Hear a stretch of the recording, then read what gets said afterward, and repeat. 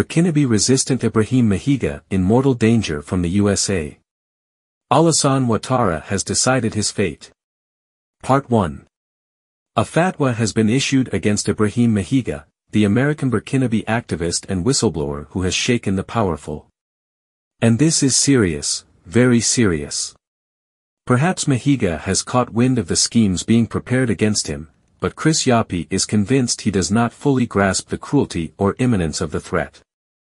I urge all my followers who know him to forward this exclusive investigation to him. For the first time, I will reveal the inner workings and details of a homo operation, a covert state-sponsored assassination. In intelligence terms, a homo operation, short for homicide, refers to a secret mission to physically eliminate an individual deemed a threat to national security or strategic interests. In this case, the target is Ibrahim Maïga, to be eliminated by any means necessary and wherever possible. Such an operation, because of its criminal nature, being the assassination of someone outside any legal framework, requires political authorization at the highest level of the state, typically from the President of the Republic. In this particular case, it's not just about silencing a citizen. It's about eliminating someone the Ivorian government considers a state enemy. This operation is being directly managed by Alassane Ouattara himself. To execute this international assassination, Ouattara has formed a small team: Alassane Ouattara himself, his younger brother Ibrahim Ouattara, Intelligence Chief Vasariki Traoré, General Bakary Diarra, and Colonel Dozo Koni Zakaria. Who is the man Alassane Ouattara wants dead at all costs? Ibrahim Maïga, born December 31, 1984, in Burkina Faso, is a former journalist who created and directed Sahel Info. For years, he exposed corruption and mismanagement under Blaise Compaoré's regime. Facing threats, he sought political asylum in the United States. He specialized in political science and international relations and earned a degree in cybersecurity. Maïga later transitioned into business after resigning from the U.S. Treasury. His exact whereabouts in the U.S. remain undisclosed for security reasons. In his American exile, Maïga maintained a close watch on his homeland. He frequently criticized the regime of Roch Kabore and exposed numerous scandals, often through the release of sensitive documents. For instance, he revealed corruption in a contract to modernize helicopters for the Burkinabé military while soldiers were dying on the battlefield, facing better armed terrorists. He also exposed logistical failures that led to the massacre of gendarmerie units in Annata, who were left without weapons, ammunition, or food for months despite repeated requests. A renowned whistleblower. Maïga is a highly influential figure in Burkina Faso and across Africa. Over 1 million followers on Facebook. More than 178,627 subscribers on Telegram. Over 104,000 followers on X, formerly Twitter. When foreign-backed actors, including those from Côte d'Ivoire and France, attempted to destabilize Burkina Faso after the Barcelogo massacre, Maïga created the Rapid Communication Intervention Battalions, PPA-CI. Their coordinated efforts on social media thwarted these destabilization attempts and publicly named Burkina Faso's enemies. Alassane Ouattara and his inner circle, who have sworn to bring down Captain Ibrahim Traoré, are among those Maïga regularly denounces. This made silencing him a top priority.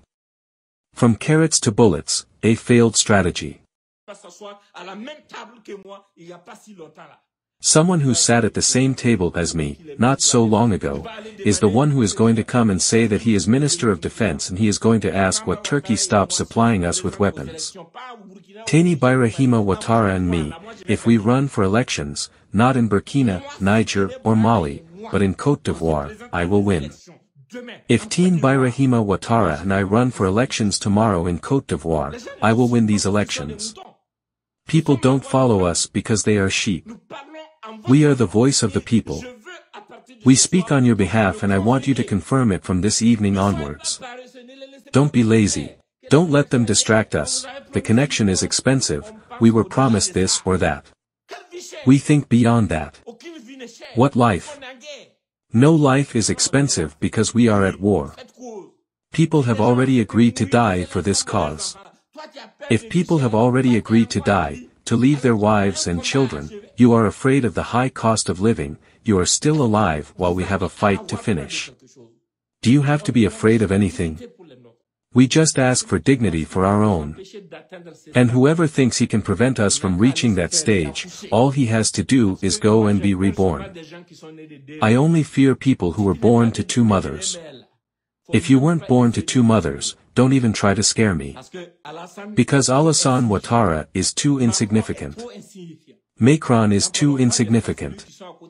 Let's not talk about the eccentrics who are nearby, like the leader of the Ivorian rebellion, who calls himself chief of staff.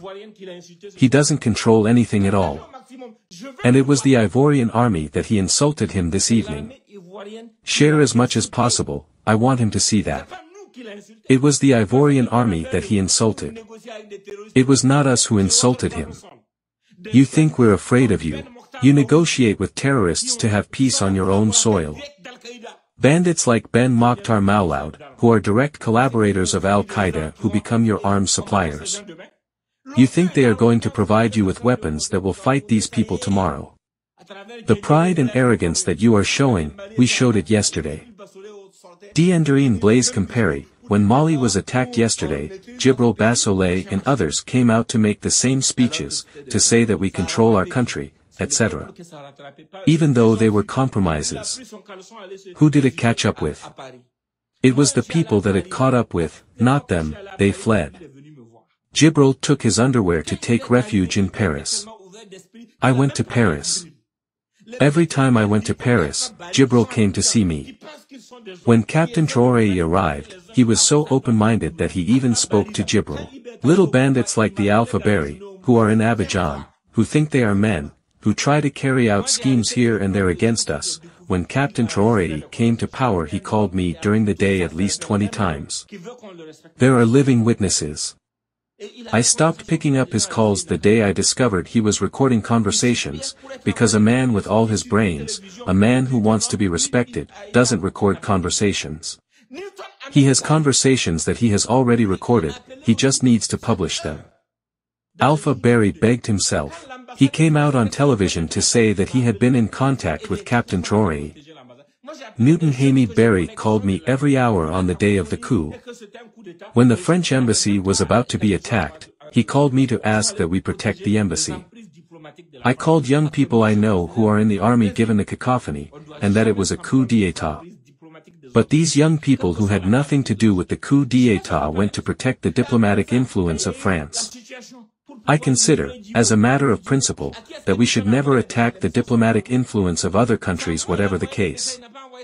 The seriousness of the situation. However, I didn't come out to talk about that. After that, when there was the situation of food delivery to Djibo, who did Newton send messages to? The messages are still there. He sent messages to me. He did not send them to Captain Traoré. People who say they are being hunted, Aziz Diallo, and others, those who say we want to kidnap their families. On the first day of the coup, it was Aziz Diallo who contacted me. Because of the respect I have for his dad's memory, he contacted me.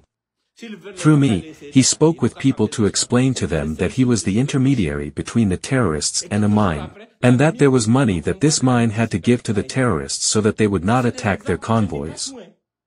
But Captain Traoré listened to him and made it clear that he would not pay anything to anyone. He told him that if they want, let them go and try to attack, let them try their luck. On the other hand, if they fail, they will pay dearly. A few days later, the mine was attacked. These are examples, I'm not saying everything. I'll reserve the rest for later. Tonight they pissed me off so much that I have to speak.